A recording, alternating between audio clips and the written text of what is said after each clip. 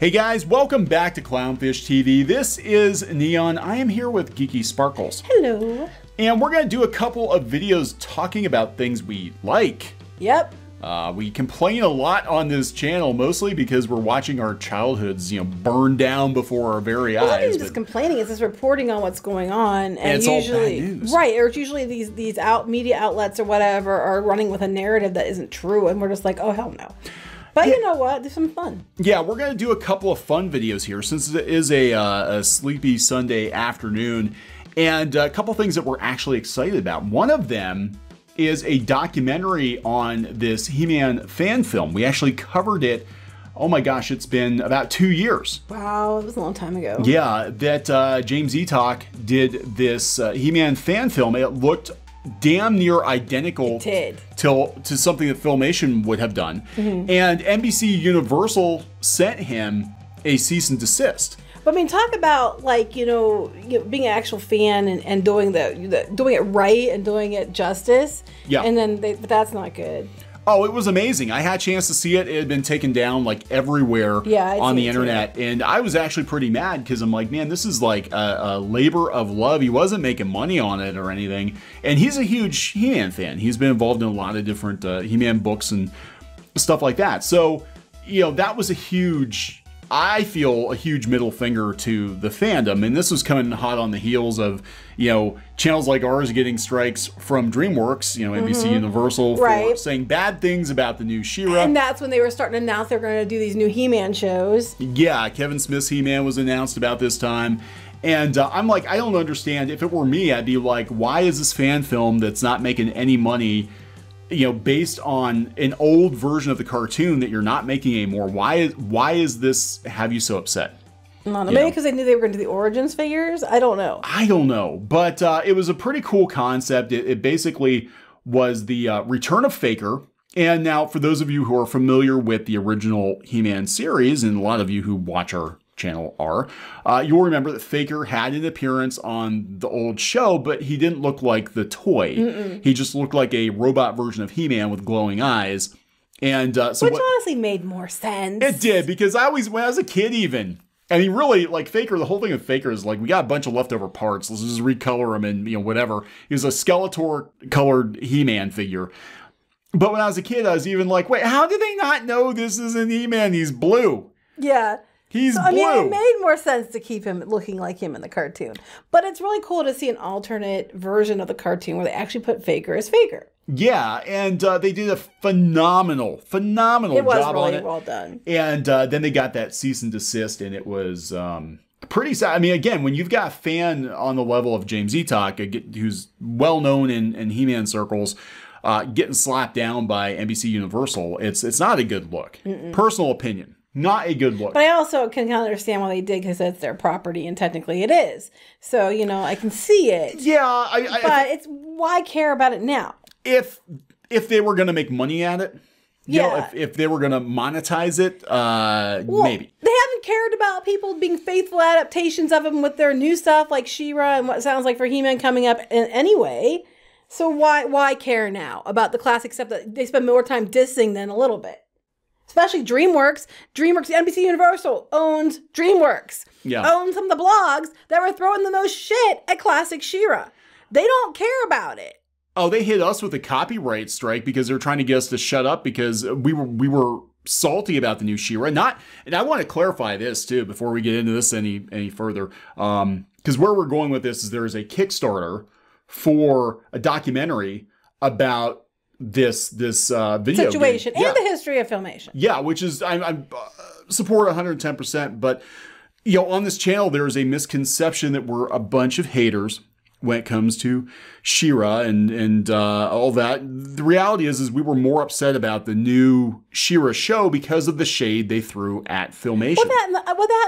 And the fact that they kept if you're going to redo a property and an IP that's established and has had fans for decades, you don't change everything about it just to say, look how diverse we are. And that's what the whole thing was about pushing narratives. And then the whole marketing department behind it, enough so that Melanie Britt had even, I guess, talked to them, had made comment about the marketing people being the way they were. Yeah. So I think there was more to it than any of us were aware of.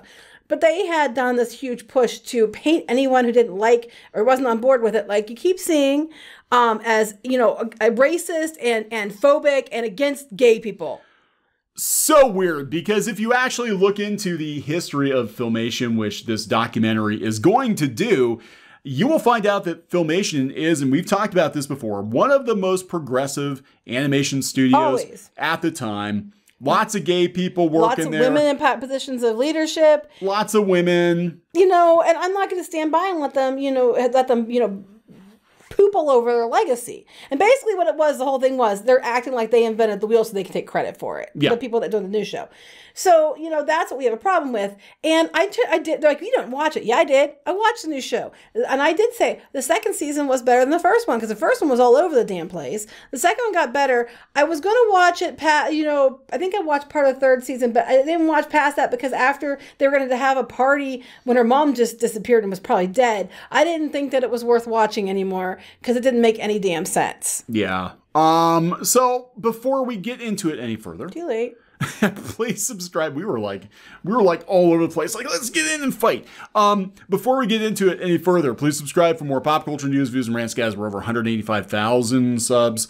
Thank you for the support. We do talk a lot about He-Man and She-Ra, and in fact, that's kind of what helped put us on the map and made the channel blow up was Geeky's initial reaction to the Netflix version of She-Ra, which has come and gone already and has already seemingly been forgotten by Mattel because they're already pushing out more classic She-Ra merchandise.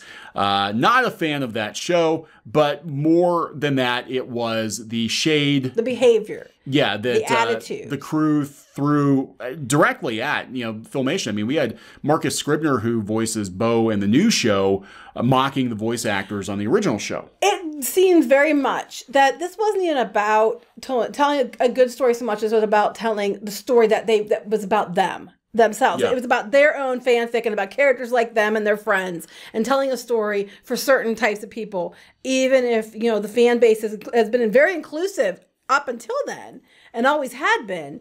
Now it's only for certain types of people. And that was a problem. I would have said the same thing if they did it in other ways too, that they made it very, exclusionary and off the brand.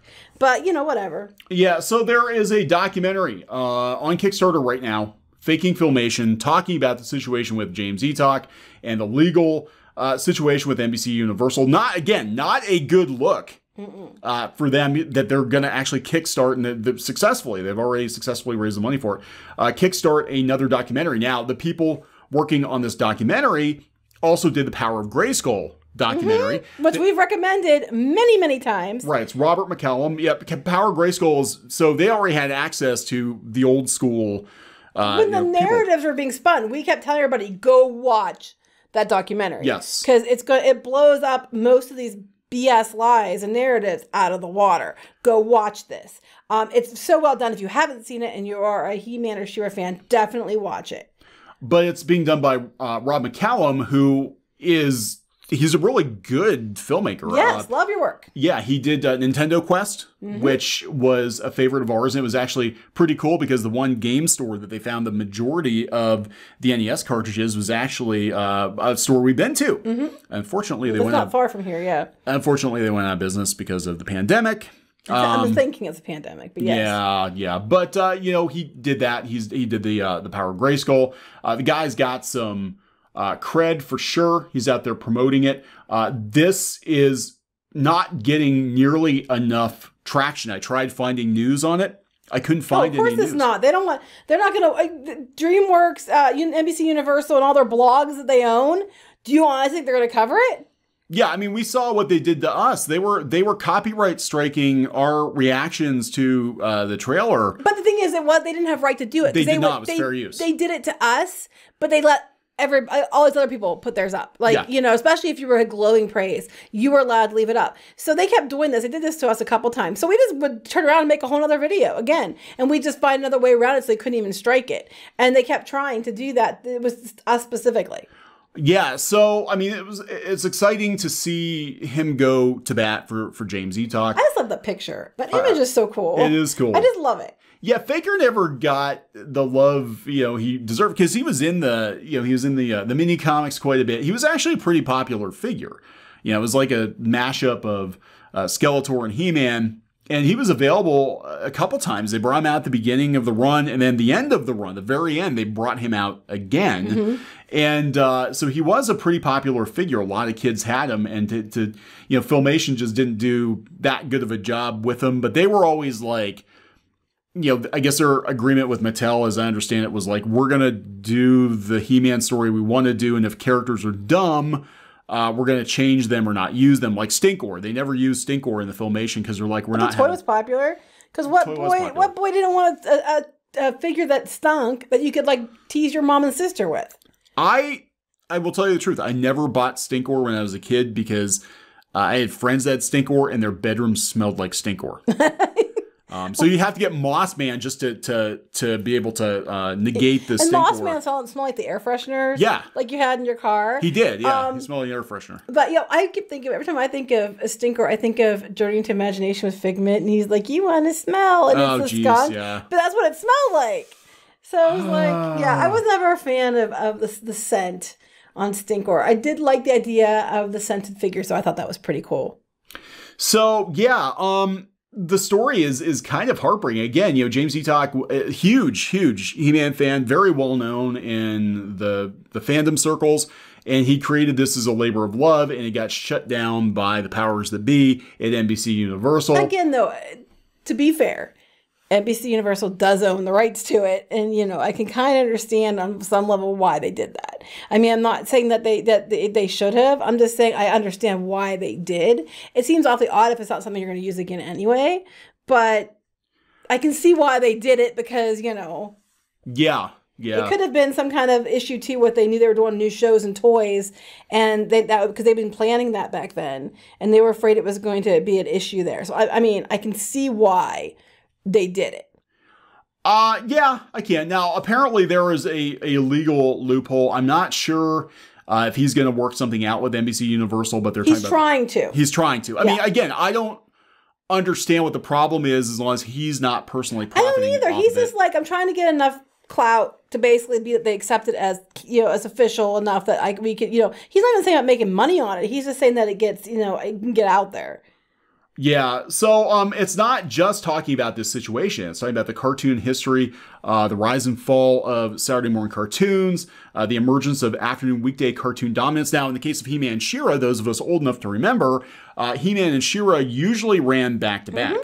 Mm-hmm. If I recall correctly, now when He-Man was first out, it was earlier in the afternoon, but when I remember it, it was, I think, 4 to 5. It was like the He-Man hours, like first He-Man, then She-Ra. Well, I used to watch it after school.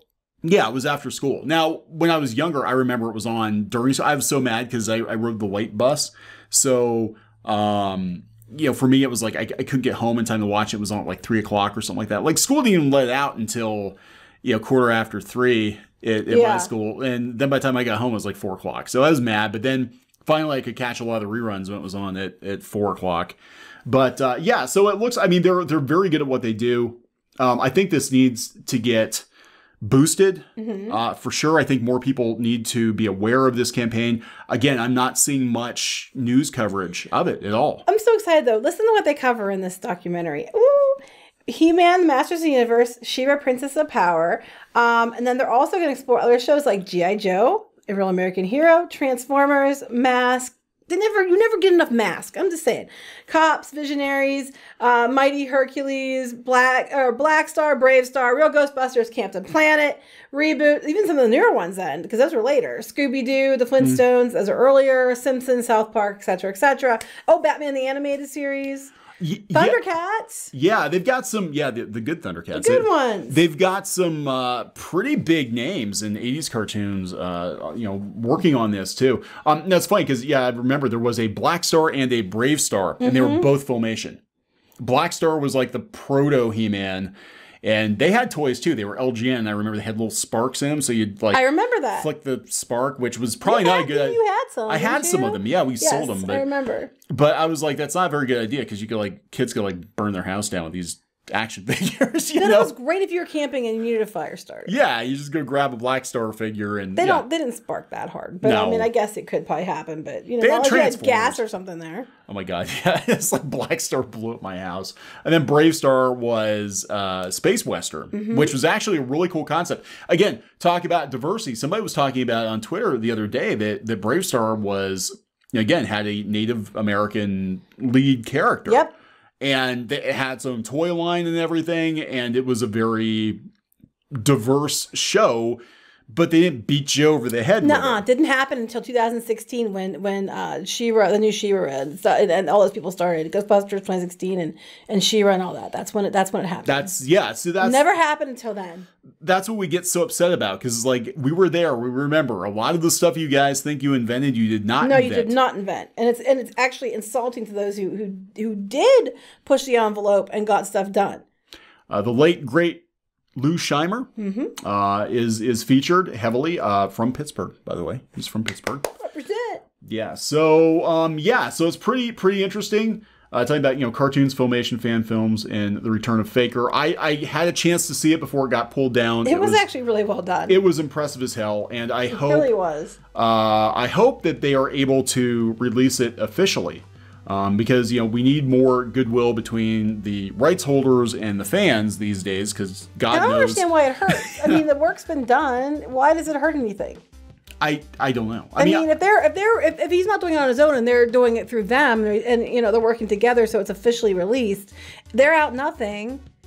You know what I mean? It gets goodwill back, and I don't understand why you wouldn't. I don't know. And again, James Eatock has been, I think he's been a commentator on some of the He-Man DVD releases. He's been, I know, in multiple books. He's a pretty well-known name in fan circles. So to stick it to him like this, not a good look. I mean, this is right up there with Star Wars Theory getting struck by Lucasfilm. Where here's a guy who's a super fan and he's a huge voice in the fandom, and he made a fan film that wasn't making any money. It wasn't hurting you. There was no brand confusion. Clearly a fan film, and they struck him down. Yeah, but they got it worked out. But he still couldn't do anything with it, could he? I don't remember. I don't know exactly how it was resolved. But I know they resolved it. Well, it didn't help to have Pablo Hidalgo come out, months later and no, that was like insult to injury. Make fun of him crying over Luke Skywalker. But I hope they can work it out. We're going to back this, I believe. Yep. And I wish them the best. I think this is a good thing. I love these kinds of documentaries. We watch this kind of stuff all the time. All right, guys. So please subscribe to Clownfish TV for more pop culture news, views, and rants, and we'll talk to you later. Bye.